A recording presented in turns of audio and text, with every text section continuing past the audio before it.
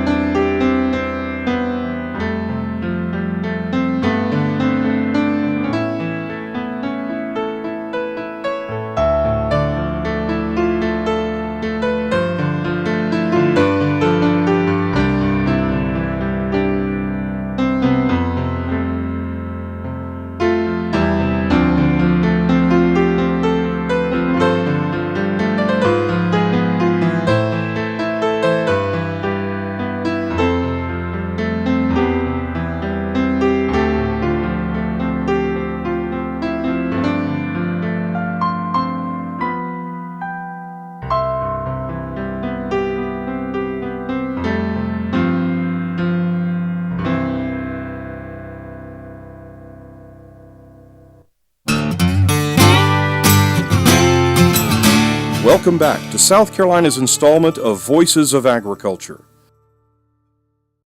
South Carolina has added another commodity to its arsenal of locally grown South Carolina certified produce, the sweet onion. A small group of South Carolina farmers, Farm Bureau representatives, government officials, and others recently introduced Palmetto sweet onions to the world in response to consumer demand, something Farmer Carrie Dalton says is an irresistible challenge for farmers. If there's a demand for a product and we have the climate to grow it, South Carolina farmers will find a way to grow it. Carrie Dalton isn't just any farmer. He's the only farmer in the state's General Assembly, one who understands firsthand just what it means to seize the moment and take advantage of new markets. We are the driving force of the economy in the state of South Carolina. When the recession comes in, tourism falls off. But guess what? Agriculture stays strong. And when you combine everything that goes into agriculture, I'm convinced that we are the #1 industry in the state of South Carolina, and we are going to continue to be the #1 industry because we are going to continue to experiment and find new products that the people of the state of South Carolina want to buy. Sweet onions is on the menu today. I'm very proud of the Department of Agriculture and Farm Bureau and the joint team effort that has been put together to promote grown in South Carolina. Martin Eubanks is the state's Assistant Commissioner for Marketing at the Department of Agriculture.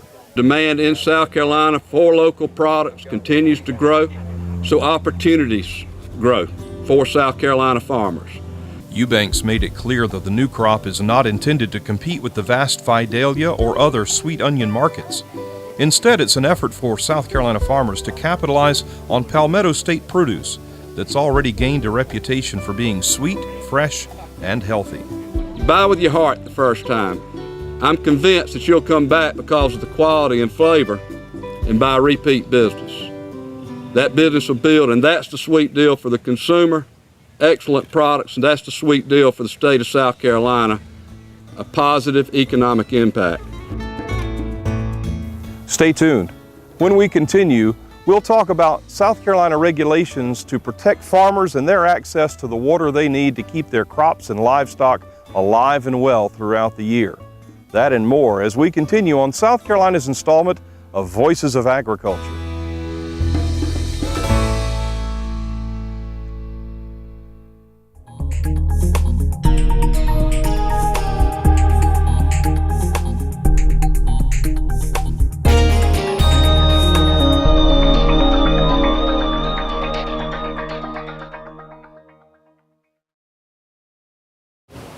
As we said at the top of the program, water is vital to so many facets of South Carolina's well-being. Local rivers, lakes, and streams provide a playground to a number of people who visit or live in South Carolina.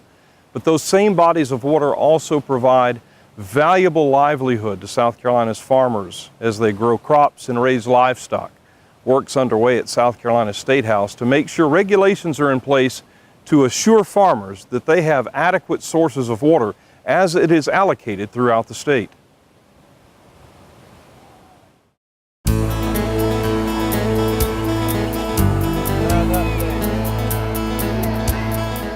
In 2007, the state of South Carolina filed a complaint against North Carolina in the U.S. Supreme Court, claiming North Carolina was drawing more than its share of water from the Catawba River. The Supreme Court case, which is still pending, caused a wide array of water users across the state to ask questions about apportioning water within South Carolina. So a bill was drafted in the state legislature, a bill clearly in the sights of South Carolina Farm Bureau. Russell Ott is the organization's state legislative director. We probably needed to do what we needed to do as a state first and implement some type of regulatory program for surface water withdrawals. And that's how this whole thing got started. Ott has worked closely with the Surface Water Withdrawal Bill for the past 4 years, often pulling together diverse groups to find common interests and work out many details of the bill. Here's how it'll work. Farmers will be given a registration which is different from all of the other withdrawers that are going to be required to obtain a permit. The registration won't cost the farmer anything. What it will simply mandate is that they report the amount of water that they are withdrawing to DHEC, so they'll have a good grasp on the amount of water that's being withdrawn so that they can plug that into their calculations when they are going out and submitting other registrations or other permits. Another key aspect is a lot of the surface water withdrawn in South Carolina for farms comes off of private farm ponds. And these are farm ponds that the farmers and their families have incurred the cost to construct. And so we thought it was very important that these types of ponds not be included in the legislation. So if you're making your irrigation withdrawal from a farm pond that's located on your property, you'll be exempt from the legislation. So that was very important. While farm ponds are exempt from the bill and required monitoring, farmers in South Carolina who draw water from the other sources of surface water will be affected by the bill. Farmers like Billy Ledford of Marietta, South Carolina, in the state's Blue Ridge Mountain foothills. Ledford and his family farm about 400 acres nestled in the valley along the North Saluda River, the source of water for his diversified fruit and vegetable operation. His family's been farming the land since the early 1960s and have grown to supply produce to 4 regional farmers markets, their own roadside market, area grocery store chains, and countless families from across the region who drive to pick their own field-ripe fruits and vegetables. For Ledford, it's not enough to have access to a water supply for irrigation. That supply must be available year-round. I don't know of anywhere that needs a water supply that doesn't need it consistently. It's impossible to get a crop started with a small amount of water and then cut it off. It's end. It just won't work. And right now we're producing tens of thousands, even more than $1 million worth of fresh fruits and vegetables to the southeast. And we do it all because of North Saluda River being us having access to it.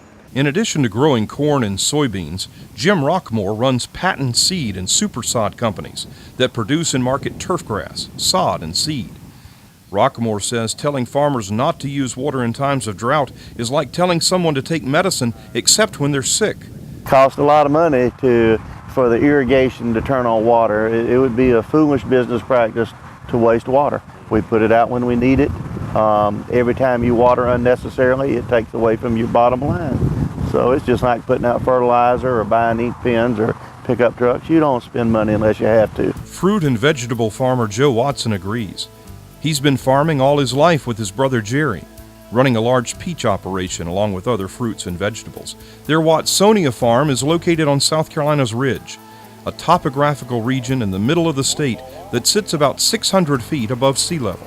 We have these multi-year droughts, and during the winter we got adequate rainfall to end the drought. Of course, I did hear last night that we're 4 inches behind since January, but as far as the water, surface water, you can see the ponds are full now, and the orchards and all have plenty of moisture. We have to depend on surface water 100%. We're right on top of the ridge, so we don't have any live streams that run year-round. We depend totally on surface runoff that we catch during the winter and during some summer rains, but mostly during the winter, and we have to collect them in the ponds and use them as we're doing now to irrigate during the summer. The understanding of what it takes to produce locally grown fresh fruit and vegetables, healthy livestock, and even turf grass for the nation's residential and recreational markets begins to fade. Farm Bureau's Russell Ott says while it's still challenging to keep legislators informed of agricultural issues, South Carolina is more fortunate than many states because of the General Assembly's agricultural IQ. There's still a connection to the farm, and so luckily we still have a very pro-agriculture General Assembly, I would say. Stay tuned when South Carolina's installment of Voices of Agriculture continues. We'll be in Myrtle Beach, South Carolina for our regular cooking segment. All that and more coming up.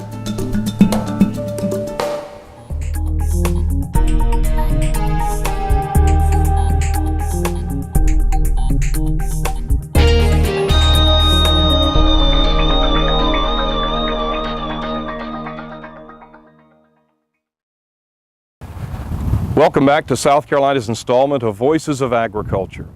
Since we talked about on-farm water use earlier in the program, we thought it was only fitting to bring you to South Carolina's coast to the beautiful Marina Inn at Grand Dunes near Myrtle Beach, South Carolina.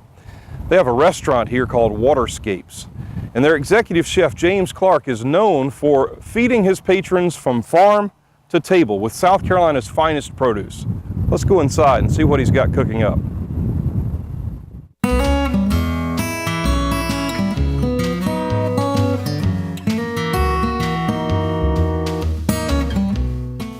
Meet Executive Chef James Clark.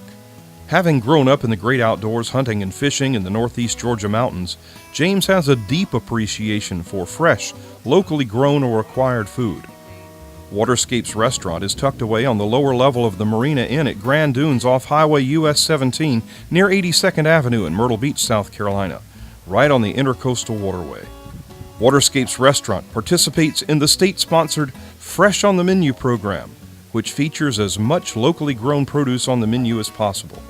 Chef Clark believes the farm-to-table experience should be encouraged beyond the restaurant. I think you're going to see something that you might not have seen before, hopefully learn something that you might not have known before you came here. And then when you leave, we give everybody a little seed card. It's a small little thing that helps promote a victory garden. And since we're at wartime right now, and when my mother was at wartime, she said that her and her father had a big giant victory garden in their yard and helped feed the neighborhood. The chef is able to offer patrons the freshest local ingredients possible because of the relationships he's built over time with area farmers and fishermen. You know, this egg that we're using is not just an egg that came off a conveyor belt off a chicken that was sitting in a small cage. You know, the guy who gathered this egg up, you know, he loves his chickens and has names for them, and he calls them the girls, and we help with that because we keep up all of our produce trimmings so that he can grow these interesting black flies that he can feed to the chickens. And so, and with the fish that we have here also, and the produce from the farmers, I mean, there's somebody there that loved that vegetable and really took care of it and really nurtured it along and brought it to us. And so we really try and respect them and their craft and to try to execute it as best we can here in the restaurant instead of just slapping it here, slapping it there, and sending it out. One relationship the chef has built over time is with a boat captain in Murrells Inlet on the South Carolina coast. He provides the restaurant's fresh fish. Some are very unique. Now, at first glance, this guy might be ugly, but he's actually a really beautiful fish. It's called a scorpion fish. But he's got really beautiful colors in his tail, and his pectoral fins are really gorgeous, and on the other side of them, the black and the white and the yellow and the red. But this fish has a strict diet of shellfish, and what's interesting about his flesh inside is that it tastes very, very similar to lobster, and it's really dynamite. The texture and the flavor has this really unique sweetness to it, and it's one of my absolute favorite fish that we use here at Waterscapes. Another fish that's interesting is the white grunt. This is another very underutilized fish.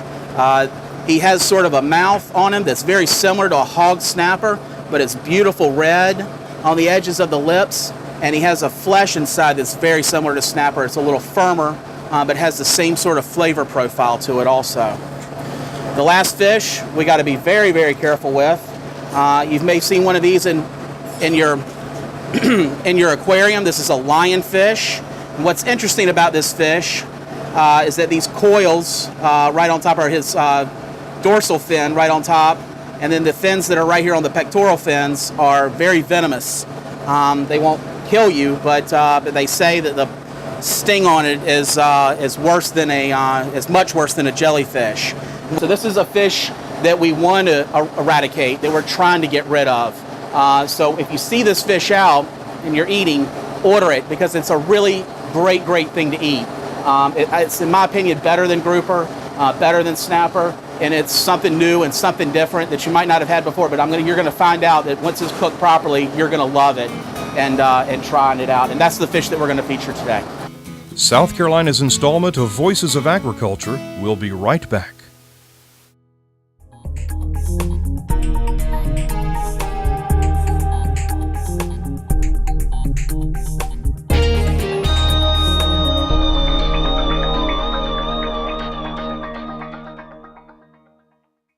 We're going to be doing some of the lionfish like we looked at before. And here's the fillet of that lionfish. It's about a 5.5 ounce fillet that's been, of course, filleted, like I said, and then scaled. I left the skin on because I like it so much. It has this great flavor. Serve that today with a little bit of mixed spring vegetables that are local, that come off the farms that are close here to the restaurant. And it's going to be served with a little bit of spring vegetables and warm farro salad. It's one of these dying grains that are old and ancient, and Anson Mills that's in Columbia, South Carolina, is really helping to bring these back. So we're going to first start by giving a little bit of seasoning, a little bit of sea salt, a little bit of cracked black pepper on this side of the fish, and then on this side of the fish. Then back over here in our saute pan, I'm going to put some olive oil in and get it nice and hot, so I want the skin to have a nice crispiness to it. Now, in my other pan, while the fish is cooking, we're going to do the farro salad. Now, what I did with the farro is I simply gave it a simple wash and then cooked it in a little bit of mix of chicken stock and shellfish stock. So we've got some white asparagus that came that was fresh that I got yesterday, some fresh asparagus that came off the farm, some garden peas, some sugar snap peas, some carrots that came off the farm also. And then over here I've got a little bit of caramelized onions that I'm going to start with first to put a little bit of sweetness into the pan. Then I'm going to add the peas and the carrots and the asparagus and then the rest of the vegetables. They've already been blanched in a little bit of salt water, and I don't want them to get any color to them. So I'm going to go ahead and add the farro right to the pan. And I'm going to add just a little bit of butter. Then I'm going to season the farro salad. Just a little bit of fresh mint.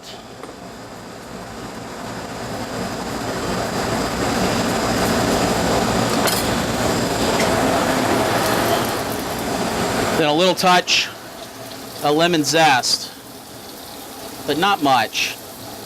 Just a little acid to bring it out. -8 vinegar, but not a whole lot, just a drab.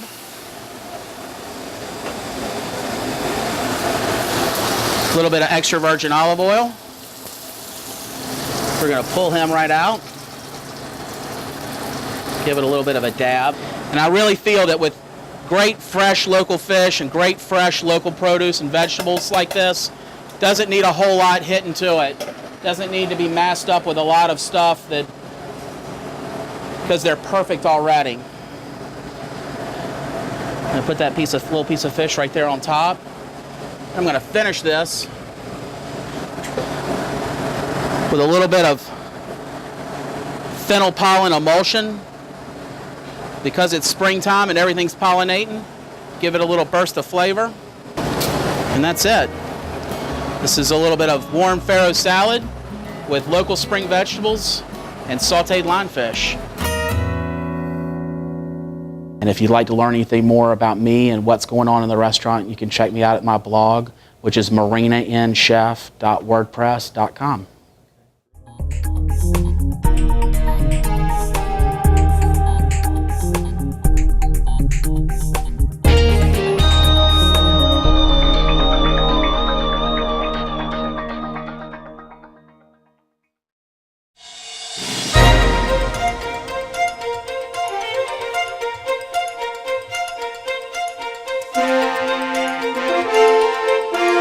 Hey, I'm Carrie Dalton from the Farmer Shed in Lexington, South Carolina. Here we have a roadside market where we direct market our product off the farm. Our homegrown flowers, the fresh strawberries, the things of that nature we grow on the farm, we bring here and sell direct to the customer. We went into a restaurant where we would use the fresh produce into the restaurant.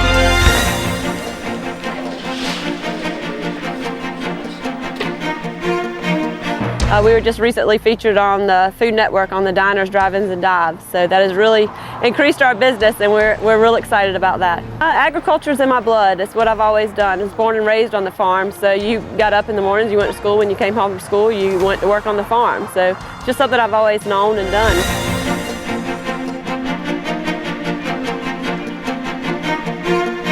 Brian and Carrie Dalton, South Carolina.